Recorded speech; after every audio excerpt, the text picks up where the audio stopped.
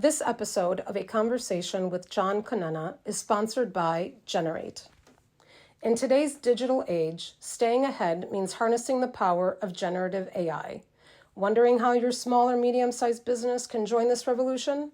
Look no further than Generate, your strategic partner for integrating cutting-edge generative AI solutions.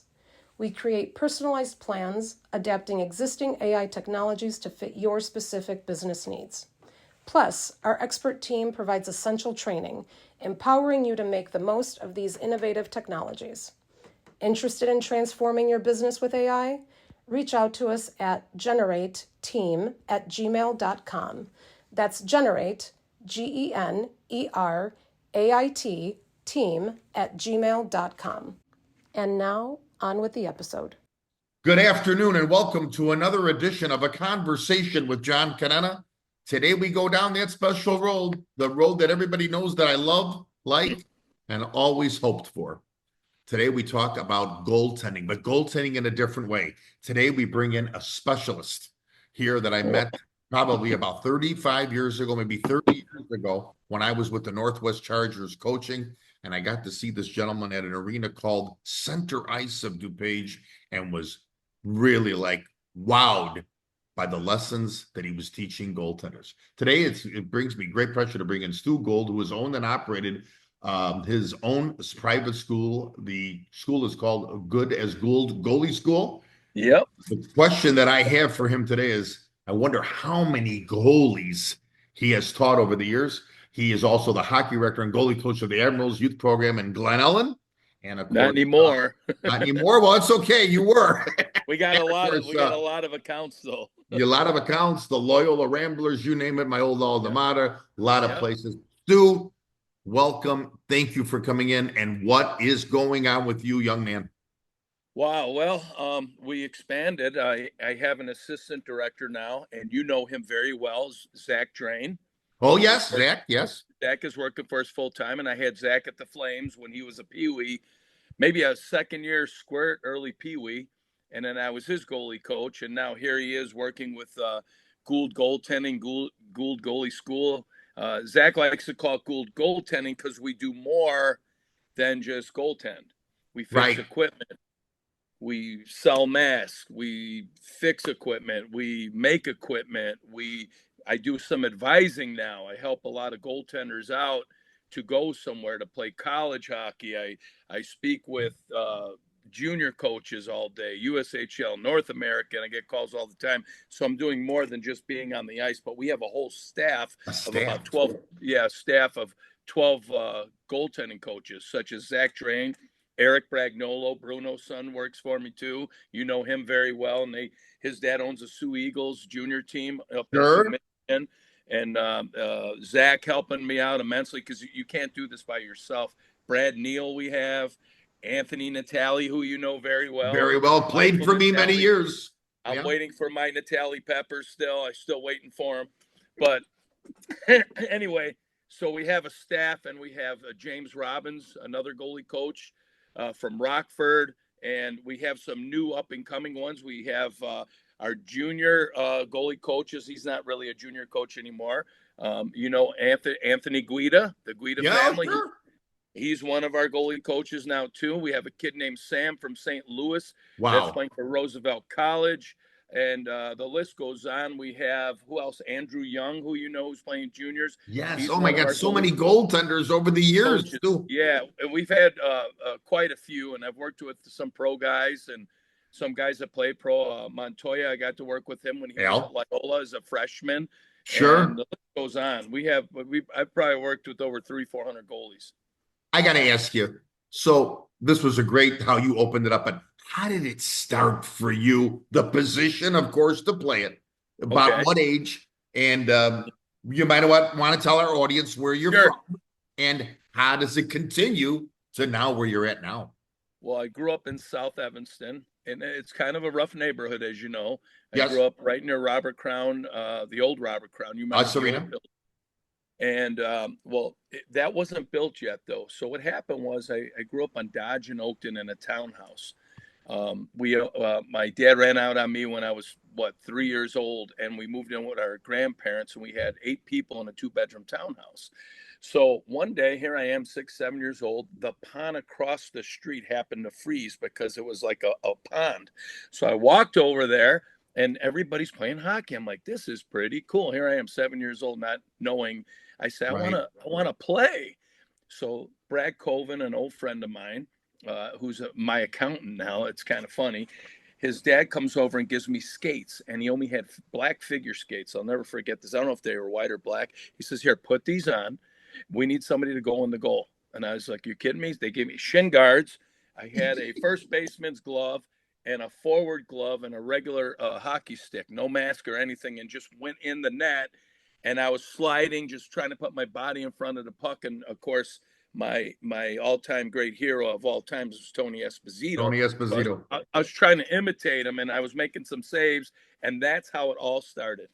Wow. So we're talking late 60s, 69, 70, 70, yes. 71. Yeah. Because I think me and you are from that same era, same age. That had to be something. I mean, the passion takes over right then and there, correct? Right there. And I've been lucky to play at a high level. You know, I played junior hockey in the OHL. I played with Glenn Healey, who's now the president right now of the NHL Players Association. I got to be one of the goaltenders. It was just him and me. And then I got a full ride scholarship to UIC. And yes. And I played there. And then I wound up transferring later to Oswego State University. And I got to play for Coach Don Unger, who's Gary Unger's nephew. Wow. And I wound up interviewing Gary a couple of years ago, talented family, of course. And then, of course, you, did you go on to play with the Carolina Thunderbirds? Yes, played with the Carolina Thunderbirds. I went to the tryout in the International League, the IHL. I was in the free agent camp, and I made it. I was a first-round pick, 5th pick, first round for the not for Carolina Thunderbirds, but for the Fort Wayne Comets. So Colin Chin and I were old teammates. He played at UIC. He's from Fort Wayne, Indiana. So he wound up playing there forever because he's from there. But right. Anyway, I was up for about 6 months, and I was on a salary. I didn't have an NHL salary at that time. They had a minor league salary. So then they sent me down to the Carolina Thunderbirds, which is now like the East Coast Hockey League now. So I wound up playing there, finishing out my career for 2 years. And then that's when I started my own goalie school. I used to work. And you even played, I think, with a team called Troy something. I forget. It was Troy Slapshots. Yes. Yeah. The Troy Slapshots, I played there. That was like the East Coast. They called it the Atlantic Coast League at the time, but now it's the East Coast now. So wow. I played for those 2 organizations, and I went really far because I had a passion right off the bat when I 6 years old going in the net. And I just said, wow, this is the greatest game in the whole world. Right. And, and I came from basically nothing. And, I was self-made, and my grandfather taught me, thank God for my grandfather. He taught me about hard work and get a job. And I used to deliver 365 newspapers to pay for my hockey when I played for the Evanston Boys Hockey Association.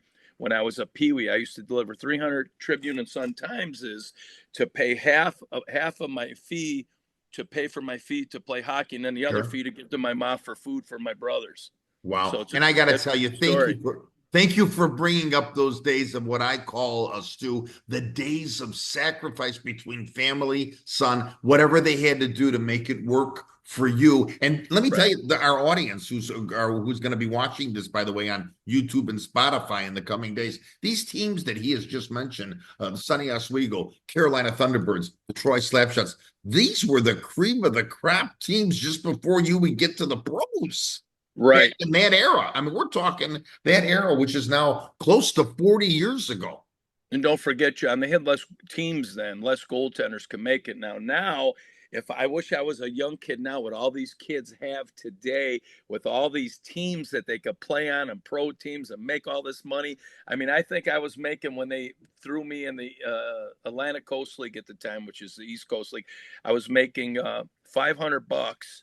And they gave our room and board, but we had like 4 or 5 guys in a place and like a townhouse. So it was pretty cool. And then what you did was you got 2 comp tickets. All right.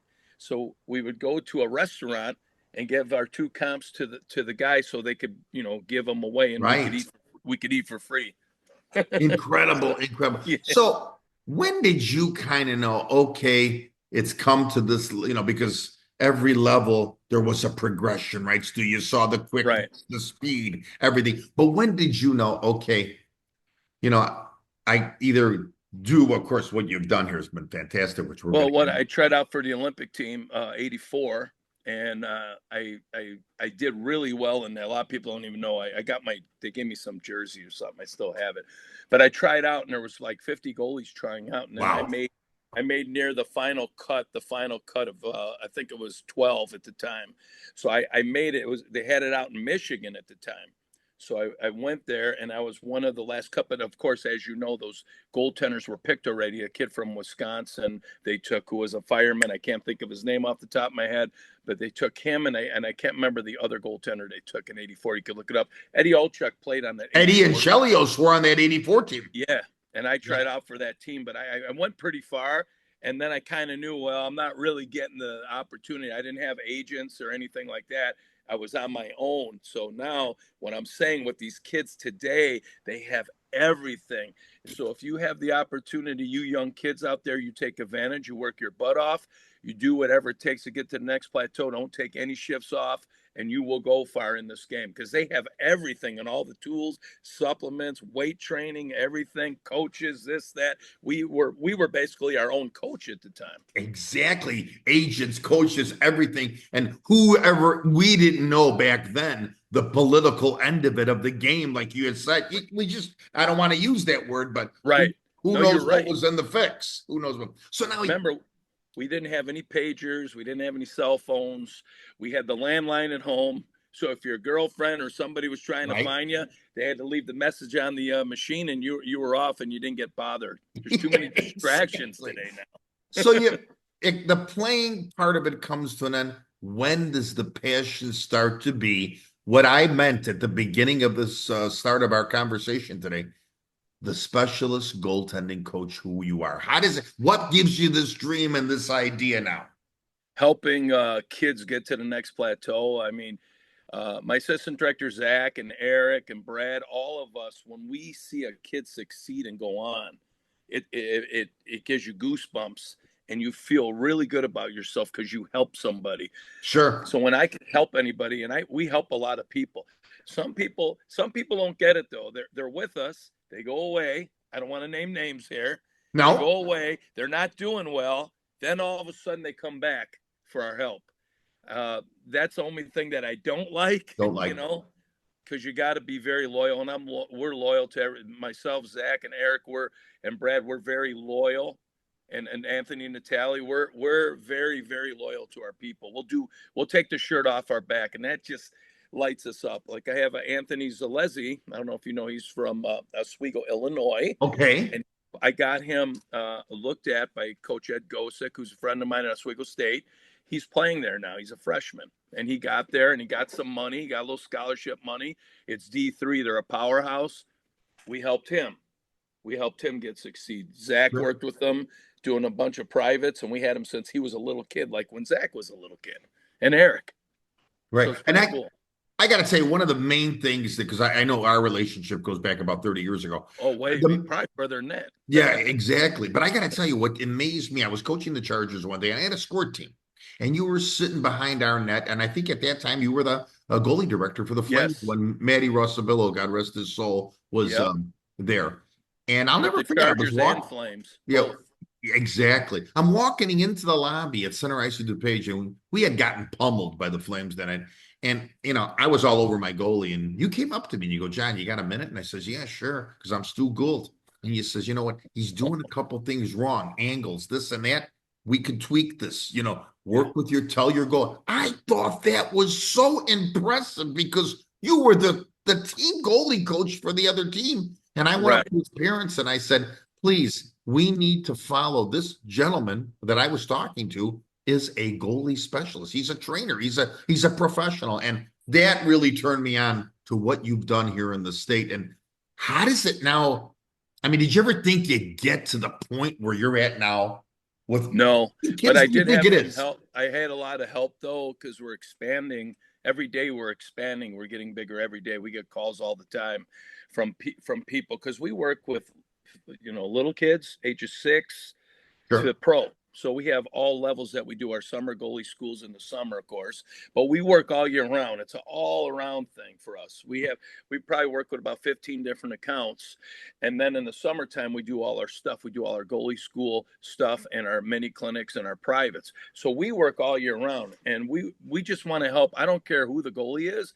Like, I've had people like other coaches, hey, where should we shoot on this guy? I'm not going to tell them, even if they're on the other team. If it's not an account, I'm not going to do it. I said, hey, I don't know. I just Yeah. always say that. I would never do that to any of our goalies because a lot of people come through our school from different organizations that we don't even work with.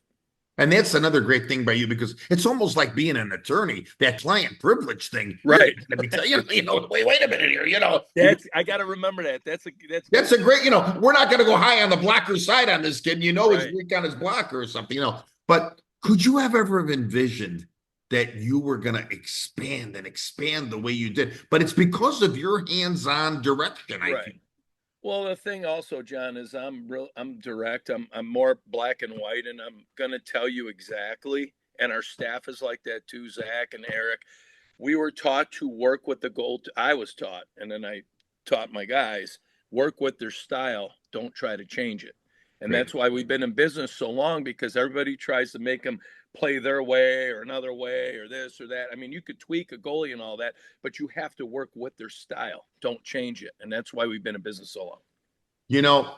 I played for a family that now back in the late 70s at Holy Cross.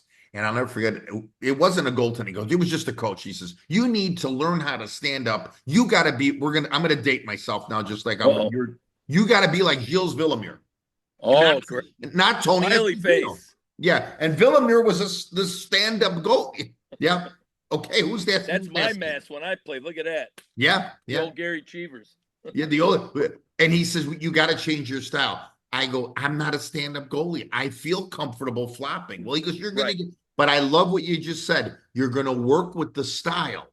Right. You're going to improve the style. And to this day, I mean, this position, of course, Stu, from the time you played to now here, what is the biggest change in goaltending that has to attach to this quick game now?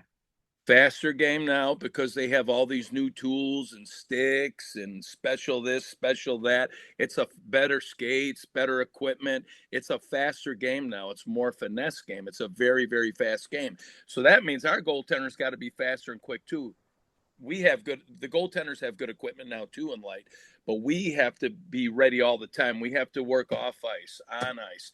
We do off ice training. We do on ice training. We do everything. But the game is a lot faster now because of all the new supplements out there and the weight training. And it's a lot faster now. So we have to be that much better. You see now that decisions by a goaltender are made in a split second, correct? Like that. Boom. Yeah. And that's the other thing my big line that I always say to all goaltenders, don't think, just do it.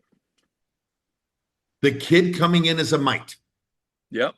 A mite travel league, whatever the level is now. We have the mites. We have a lot of mites that we work with. What is that first conception you give to this mite travel game? Of course, that parent thinking, oh yeah, here he is. He's the next Henry Lundqvist. He's the next, because he stopped 50 shots in the basement. What's the approach from the mite to say to the college player? We right when a little kid comes in, we teach them correctly how to hold the goalie stick with the one finger. We make sure the equipment fits properly because the parents don't know. The stuff could be too big or they're just getting any equipment they can just to see if they like it. But we could kind of tell when we see a good athlete. We do what's called a tri goalie with a lot of the different organizations. So Eric and I or Zach or Brad will go out there and we'll run a tri goalie, and you have about 10 kids that'll sign up for this thing, little 5 and 6-year-olds. Wow. So I'm like, wow. So now if we can get 2 or 3 out of there, it's amazing. It's unbelievable. And we always get 3 or maybe even 4 out of those 10 or 12 that want to play goalie. And that's where it all starts. And that's where they hire us to do their goalie stuff. And we Sure. start from ground zero. You, as the professional teacher, can you tell Stu when the kid, let's say the student, the goaltender, Yep. has that heart and that desire? Do you see it? Do you see Yes. the little young guy that says, God, I've really grasped what Mr. Gould has, Coach Gould has said? Well, here's the thing: when we do that try goalie thing, and they're just putting the pads on and getting in the net, you could tell the guys that are good athletes. Number one, number two is trying to stop every puck. Because I remember Glenn Healey told me, he said, Stu, can I give you a word of advice? This is when OHL Junior B, when I played in Pickering with him. He goes, try to stop every puck in practice. You're not gonna, but make the effort. So I took that advice from Glenn Healey, which made sense. And he said the games will come easier for you. And the games did come easier because you work so hard in practice. So I hate to hear when people say, hey, I'm a gamer, I'm not a practice guy. That's the worst thing you could say, because when you get up to the higher levels, John, all the goalies are pretty even. So that coach wants that goaltender that has that edge on him, that little, you know what I mean? Yeah, a great point and case, and I'm glad I didn't know that Glenn Healey brought up, of course, to our audience who didn't know Glenn Healey, the former Islander, New York Ranger goaltender. And LA Kings. Yeah, exactly. And I have to tell you, when Eddie Belfour was here in Chicago, the great Vladislav Tretiak, with his Russian accent, would say, no goal in game, no goal in practice. And he was right about that. And Ed's an old friend of mine. I used to fix his equipment. Wow. Great saves. I don't know if you remember Sam Dodaro and I. Oh, sure I do. Sure I do. Still doing great saves, and I still go in there and work on the machines when I have equipment or goaltenders ask me to fix stuff. But Eddie and I go way back. I used to go to his house at 2 a.m. He would call me before a big game the next day. Stu, come over. Bring your all. Bring your kit. This, that, whatever. So I bring my all. There's really nothing wrong with his pad. It's a psychological thing. So I rip it open, sew it back, and talk to him and let him talk. It was his way of getting into the game. Eddie was a different type of a person, but he played with a big edge on him, and that's why he's a Hall of Famer. He's in the Hall of Fame, yeah. He signed my hat here when I saw him. It's 2011. Wow, look at that. I'm glad we brought him up. That's a great. I have to ask. I had just 2 nights ago here. I don't know if you know him or not. He played for the Fury. 2 nights ago, I interviewed the Minnesota Mavericks #1 goalie, Alex Tracy. And Alex broke it down to me. And, he was talking about his freshman year where he started and then he got into the slump. I compare, and I want you could correct me, and I compare. When the goaltender goes into the slump, like say he's off his game or whatever, does it remind you of the baseball hitter now who's hot, and then 2 weeks later he goes into the slump? Is it because of technique, Stu, that he's gone into the slump? No, I think that they're putting too much pressure on themselves. What they're doing. And they're thinking too much. That's why when we were just talking at the beginning, I always say, don't think, just do it. Well, that goaltender's doing too much thinking instead of doing it. And he's doing it in practice, and it's keeling over into the games. So you got to go back to everybody's different when they get ready for a game. Don't change anything. If you eat at a certain time, eat at that time. If you do your tennis balls up against the wall, do that. Goalies have a whole different repertoire that they do before games, and some forward coaches don't understand that because, I mean, come on, we're standing in front of a puck going 120 miles an hour. Jeremy Roenick with a wooden stick probably could still shoot at 120 miles an hour. Without a doubt. And pick that spot on you all day long. Exactly. Incredible. But it's a psychological thing, just like Aaron Judge with the Yankees. Where was he in the playoffs? Right. That guy gets all this money. Where is he? Exactly. What happened to him? Exactly. He thinks it's all about him. It's a team thing. It's a team what I mean? Concept. Stu, I got to ask you, when you see the goaltender, whatever the level now, whatever the level, especially the older goaltender, can you see when his technique is off? All these years of doing it, that might be the stupidest question of our interview. No, can you see it? Yes. You could see it right away, or his angles are off. There's always something that's wrong, but like myself and Zach and Brad, we could sit in the stand or behind the net or on the side. We don't want, if it's one of our goalies, we want to be in the stands, just a good view to see, but we could tell if they're off or not, or if they're thinking about something else, or maybe they're sick or this or that. But yes, we could tell right away if he's on or off. We could tell by the first shot of the game. When I was coaching at these travel levels and of course, and everything in high school, all the years I coached, my biggest fear, Stu, with just the team in general was the parents. What was the parent feeding the kid? Right. I would always hear, oh, maybe Conenna doesn't know what he's doing. Now, do you get that from a parent sometimes where you say, well, Stu, I think you screwed up my kid, or Stu, you have made my kid into the next Ken Dryden. Do you get that? I just think what parents should do is if they're driving their son or daughter to the rink, don't say anything. Just say, hey, good luck today. Have a good time. Right. A lot of kids are wearing the headsets now with their music or whatever they do to get ready. But even after the game, if they had a bad game, parents, don't talk to him. He'll talk to you, but you just be positive. I just think it's very important for a parent to be very positive with them and just root them on. That will go a long way. And and I know some parents take it on themselves and try to coach. And sometimes, I don't mean to sound mean to the parents, but they might be telling them the wrong thing.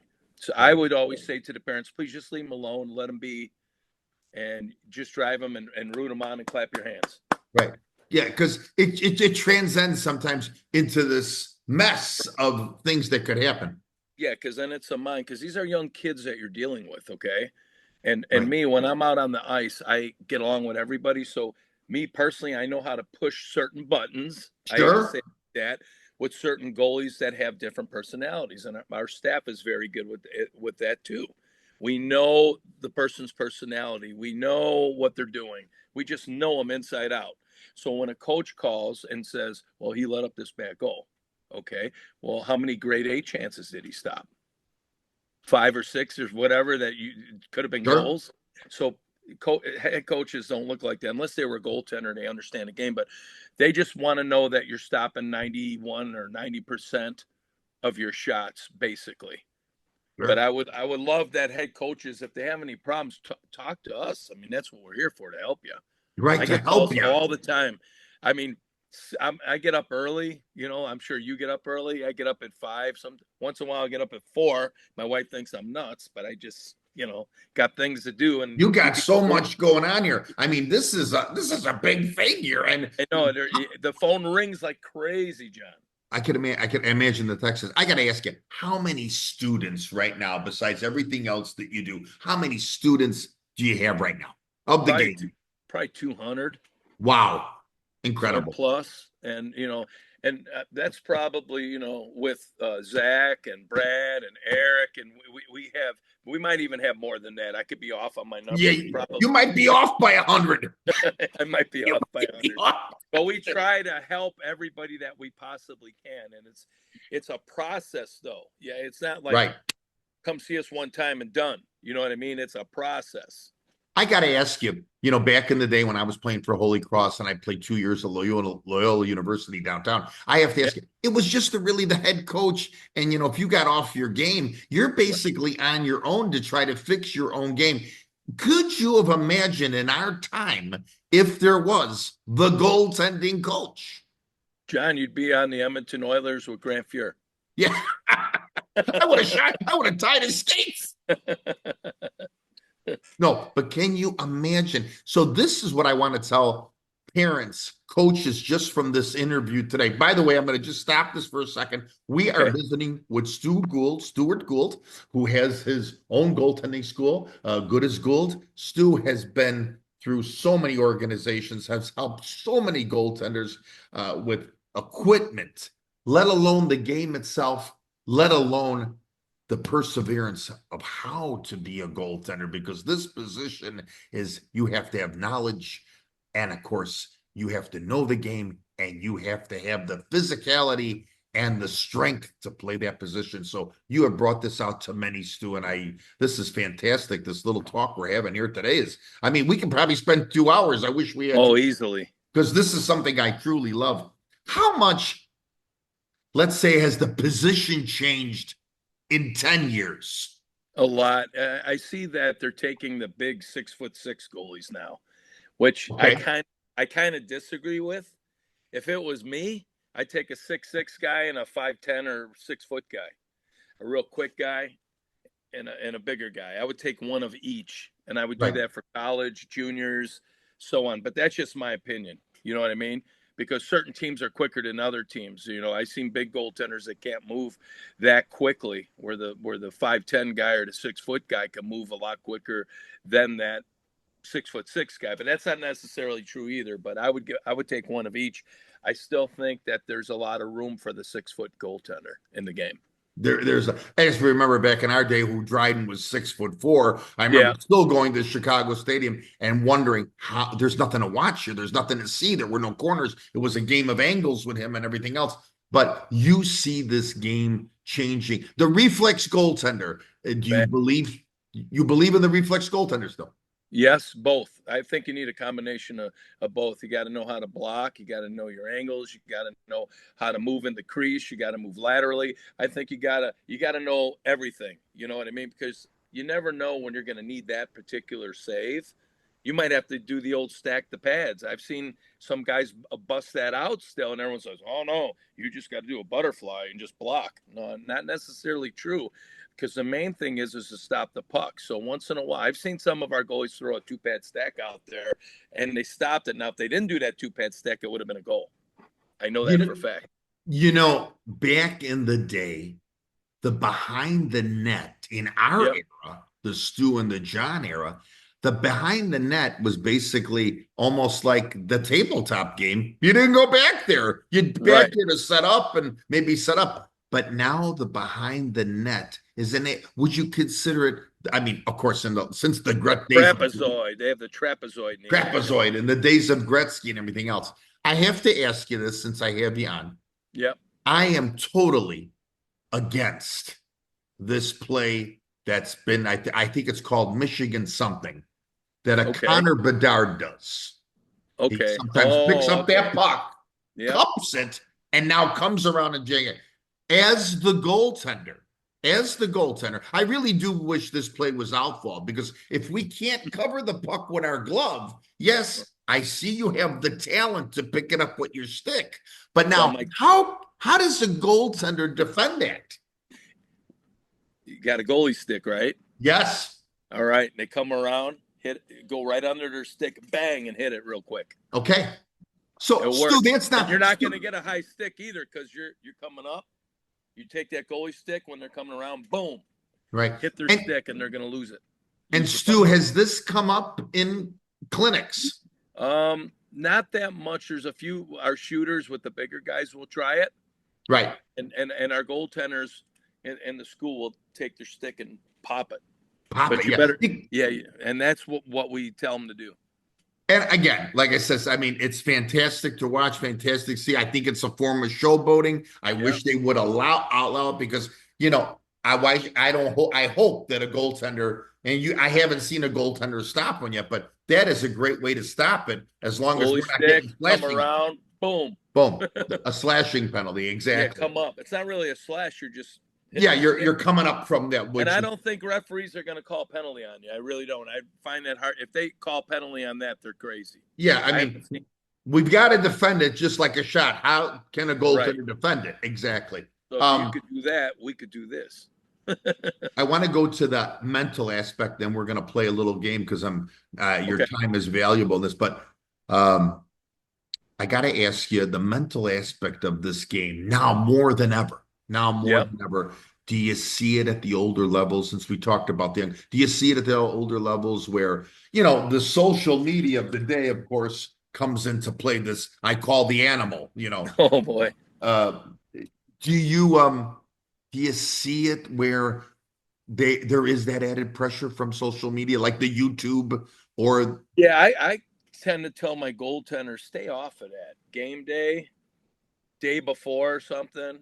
Day after, you don't need to go on there. You know, they all want to, the parents will say, oh, he did great, he had, you know, shutout, 40 saves, whatever. You can't read into that. I just tell my goaltenders, you don't need to read that right now. You need that puck, you just got to worry about the puck. That's it. Right. And be a team guy. Don't go into the social media stuff, because everybody just talks a lot of blah blah blah stuff. Right. Do you find in some instances like this YouTube, kind of, because you can see the night before a Jimmy Smith played, do you see that it could, ruin the game in the sense of? Yeah, I think if we're teaching our goaltenders right and correctly, I think they could overcome that. Overcome that. And it all depends who the goalie is, what Sure. kind of personality he has. Everybody's different. So you kind of know the goaltenders that are thinking too much and the goaltenders that just go out and play and have fun. I always say just go out and have fun and you'll play great because there's no pressure. There's no Whatever pressure. happens. If that puck goes in across that line, it's a goal, isn't it? Yeah. Right. And I always say, can you take it out of the net and tell the ref it wasn't a goal? I tried that with Joe Prescott. Didn't work. Especially Joe. My first pro game against the Muskegon Lumberjacks. Wow. I slashed the guy in front of it. It was my first, here I am a rookie, my first game. I slashed the guy and he's up there. All right, Stewie, I see that. I could call that, but I know it's your first game, so I'm going to let it go. Wow. But if you do it again, I'll never forget that. In 1986. Wow. Yeah, he's been around. So Joe Prescott has been around. I couldn't believe it. And he was really cool. So I just thought I'd share that with you. Well, listen, I got 5 questions for you because before we let you go, this has been fantastic. I got to promise me you'll come back for a part 2 because this was. I'd love to. I've been seeing you pop up there. I'm like, John Conenna. He's the man. Oh, this is great. Okay, 5 questions. We want to get to know Stu a little bit better. Okay. Question 1, you could do a 1-word answer, 2-word, a sentence, however you want to do it. Who's those early mentors that you still talk about in your life that, said, wow, I got to this point, to be this great instructor here in Illinois? Who do you remember that still to this day? Well, I might blow you away on this one. First of all, of course, my grandfather, who taught me hard work. Sure. That's one. Evanston Boys Hockey Association, when I was a little kid at 7 years old playing for the first time, the late Ben Hilfman was my coach. And him, who helped me, he's like, man, he gave me that opportunity to play in Pickering and leave here and go play there. And here's one for you. Ready? Who used to shoot on me when I was a first-year peewee? Eric Nestorenko. Oh, number 15. Number 15. He would come out and shoot on me. And like you say, Eric Nestorenko, and people don't even know Eric Nestorenko. I remember him well. Phenomenal guy. He used to come out because they lived in Evanston, and he would come out and shoot on me. And he had just retired. And he'd say, hey, can I come out? And he would shoot on me. He would shoot hard, too, a peewee. And he'd say, man, I shot it pretty hard, and you got it. And I said, hey, I'm pumped up for you, man. Yeah. Could he, and he could still shoot the biscuit, right? Oh, man, unbelievable. Yeah. And then if he picked a corner on me, he'd say, hey, you gave me too far on the far side. He'd always say to me, don't give me the short side. I'm a pro. I can hit that easily. I can hit it with my backhand, he used to say, with his Northland Custom Pro wooden stick. What a player. Number 15. I remember him and Chico Mackey killing penalties. I remember. Number 16. Number 16. Yeah. All right. Second question for you. Oh, Tony Esposito, too. I'm sorry. I'm sorry? Forget Tony. Tony Esposito, too. Oh, what a great goal. Because he was my goalie coach one summer. He came out to Evanston Robert Crown, the old Robert Crown building when it was just built. And he came out to work. He worked with me. I was all week. I was in La La Land. Oh, I can imagine. Number 35. We lost him. We lost him too soon. We lost him too. And I wore number 35 because of him. And I had a Northland Custom Pro goalie stick because of him. The Northland. Right? Yeah. And so I have to say the great Tony Esposito too, and I love that Eddie Balfour says that Tony was his favorite too, which is that his favorite was Tony Esposito, right? Yeah. Eddie said that. Question: What's your favorite movie that you could watch 200 times and not get bored? You know what I'm going to say too. Slapshot. Okay.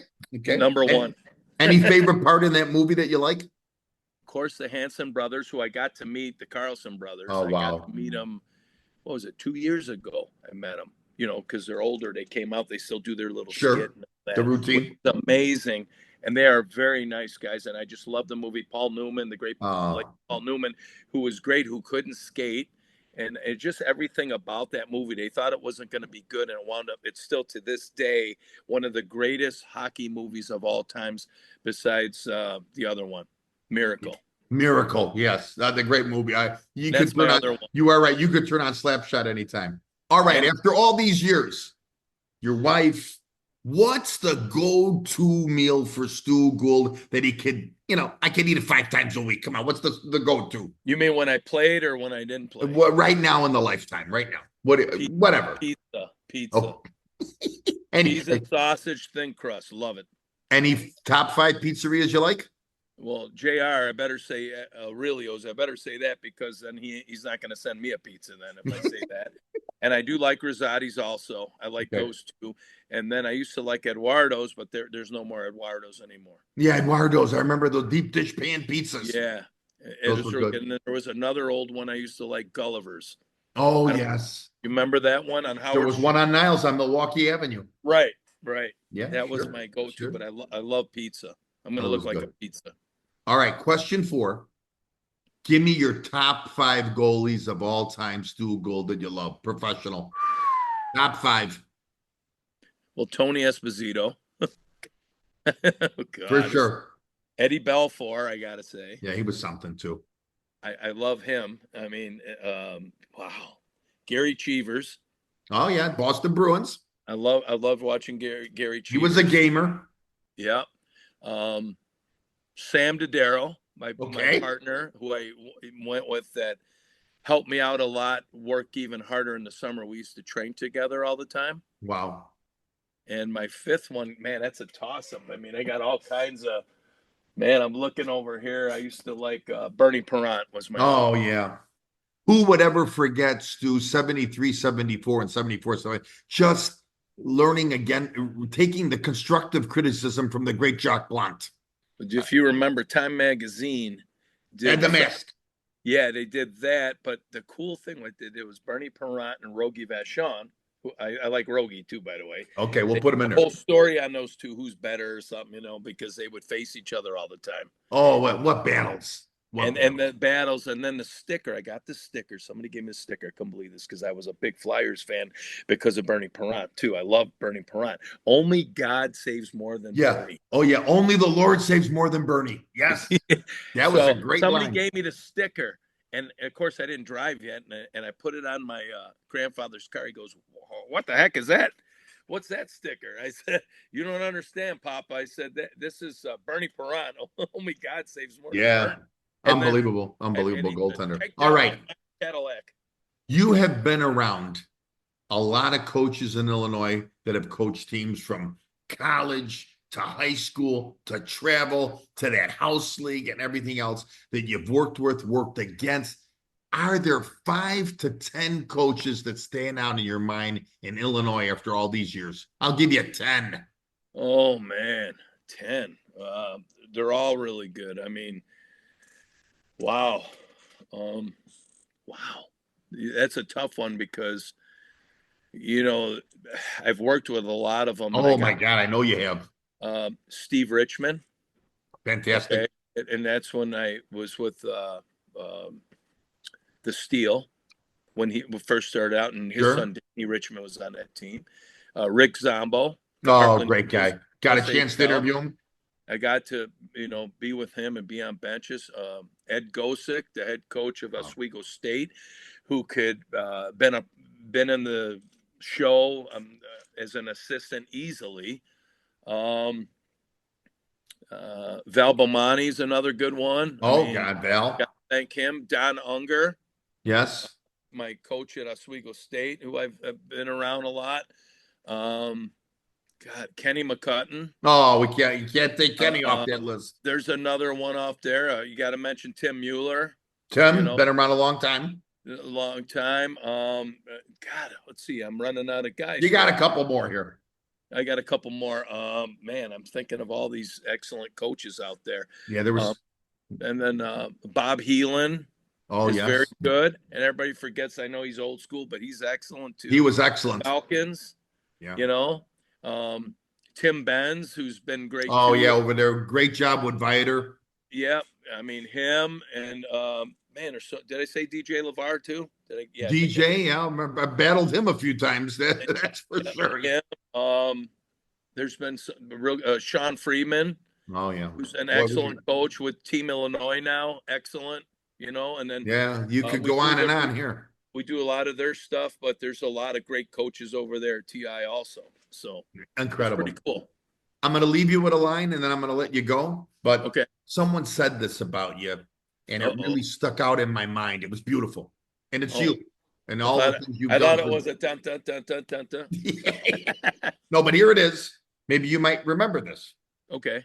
There is no one better than Stu Gould. His expertise and his wisdom is invaluable. And he really knows how to coach you to greatness. And to top it off, he's one hell of a nice guy. This comes from Charles Jones from the Calvin Project. Fantastic what he said. It stared me right in the face. And this is fantastic. There's no one better. And Stu, if I'm the outsider looking in, but I wasn't the outsider looking in, you have really been the person for Illinois hockey for goaltenders. You are the go-to. You are the Mercedes of the day when it comes to this. And I want to thank you for coming on a conversation with John Conenna. And I want to appreciate you having me and my excellent staff at Gould Goaltending, good As Gould Goalie School, all my guys that work with me. And I want to thank them too, because they make me better and they keep me on my, they keep me going. And before I go, and my wife, Brenda Gould, of course. Okay. Yeah. Hats off to Brenda. My toes, I got to say hello to Brenda, my wife. So yeah, Brenda has seen the ups and the downs and everything of the Stu Gould. Yep. This will go out on Spotify and on YouTube. I want to thank you again, Stu, and we'll get this out for everyone to see this great interview with Stu Gould, the fantastic goalie coach expertise. Take my hat off to you. There it is. There's the signature. Stu, thank you again, and you have a great day, and I'll see you at the rink soon. And thank you very much. You got it. Bye-bye. Bye-bye. Available now at Amazon and everywhere books are sold online. Siciliana. Siciliana is a captivating novel that embodies the ferocity of a woman wronged while contemplating complex questions of home and country. This thrilling story of a 13th century Sicilian revolution will dazzle fans of historical fiction. You will find much here to relish, tremble at, and in the end, cheer. Purchase your copy today.